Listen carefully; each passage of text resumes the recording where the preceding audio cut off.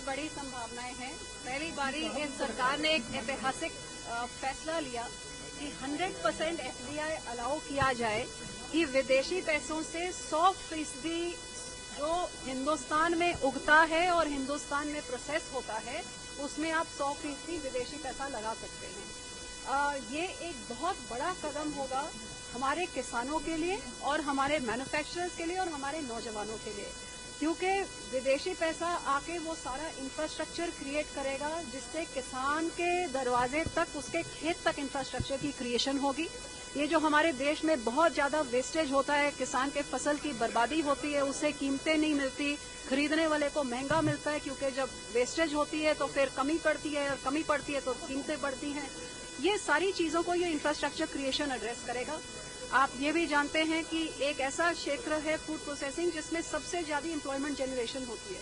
सो ये सारी चीजों को देखते हुए कि ऐसे देश की इकोनॉमी में कितना बड़ा योगदान ये सेक्टर दे सकता है, किसानों का कितना भला कर सकता है, क्योंकि ये सेक्टर जो एक ऐसी इंडस्ट्री जो किसानों की फसल उसकी रॉ मटेरियल है, तो जितनी इंडस्ट्री बढ़ेगी उतनी किसान के फसल की डिमांड बढ़ेगी।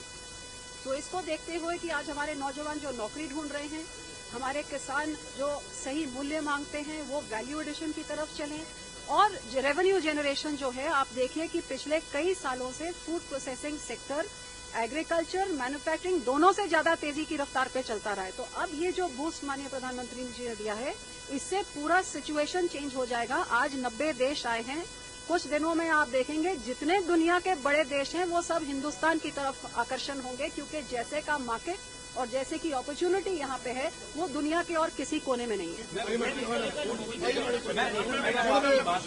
तो अभी सरकार ने कुछ कितने मेगा फूड पार्क तैयार कर लिए हैं और आगे क्या संभावना है, कितने और?